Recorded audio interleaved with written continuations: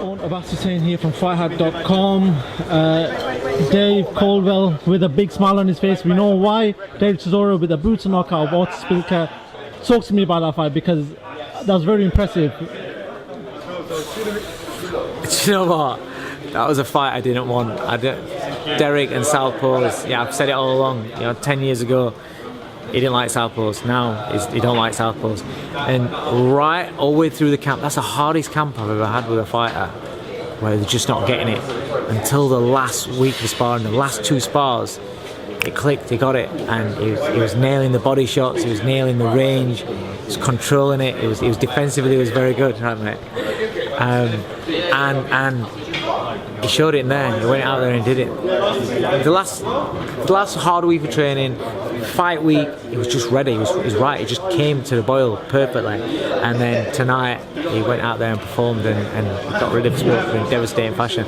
I'm so happy for him. Do you feel like under your tutelage, we've seen Dave Chisora a couple of years ago, which was out of shape. He wasn't focused on boxing, and now he seems like his full focus is on boxing. I think what he loves to fight, but Derek just loves to fight.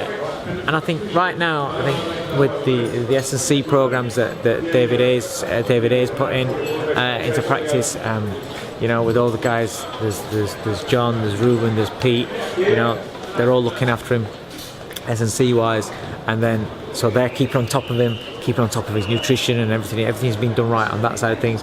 And then with the boxing side, I don't let you slack, I'm keeping on top of him. I think everything together with Derek's desire to want to fight and want to kick arse, I think that's what you're seeing the results of. He's giving him a little bit of a lease of life, a bit fresh and a bit, I don't want to ask you because he's basically just knocked him out today, so I don't want to ask you, but I'm going to put it out there. Do you guys have a long-term plan? Is it to push for them world title fights? Listen, that is down to his management and Derek themselves. Can you tell Amir? And so with myself, I was only occupied about Szpilka because I thought it was going to be a really horrible, hard fight. I thought it was going to be a really hard fight. So all I was bothered about was getting through that. I don't care about what goes on now. Now that fight is out of the way, now the plan, what I'm hearing, is Parker. That's a good fight. That's a hard fight. But that's the fight now that I can focus on. I think, right, okay, let's start looking at that. Because there's no point in... You've got to look at how he was against Gashi. Gashi's a southpaw mover. Didn't want to come to fight? Didn't want to come and fight. Didn't want to, and then how he was in sparring in the early parts. So it was going to be, there's the danger of it being a tough night. But like I said, the last week he got to grips with it. The last week of sparring, then into the fight week, and everything fell into place. And that's what you want with a fighter. Parker is orthodox, which is better, but he's fresher, he's fast-handed, he can punch, and he can move as well. That's a very, very tough fight. So if that's the fight that we're going for, that's the fight that we're gonna go to nail. Well, let's talk about the main event. Dillian Whyte beating Oscar Rivas via a unanimous decision.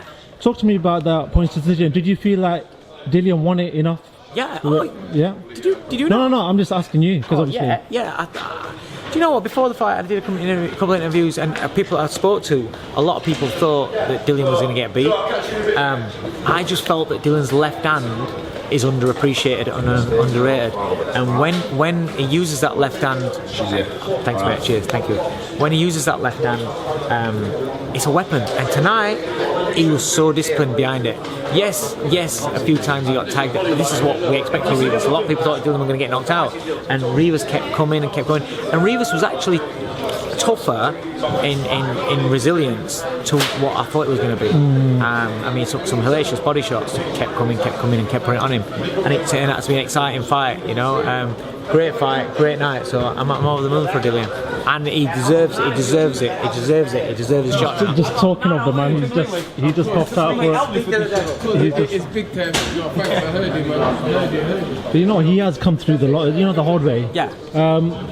But Now it's a big test. He's been waiting for it over 600 days. That big figure. Oh, listen, he's having these. I keep saying you can only roll the dice in heavyweight boxing. You can only roll the dice so often. He needs to get his shot because he keeps having these tough fights and keeps taking on these guys that are threats rather than taking safe, nice, easy fights. You know, there's a lot of fighters out there that'll take a couple of nice, easy fights before they get the big one. This guy's taking tough fights, and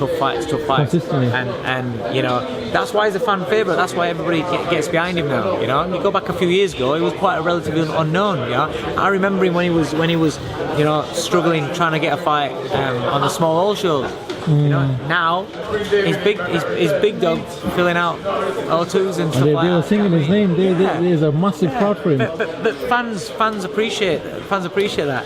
Here he is. Yeah, so that's it. To be honest, I don't want to keep it too long because I know your family's here as well. Thank you very much for giving us time. I know, no doubt we'll be chatting to you very, very soon. Thanks very much.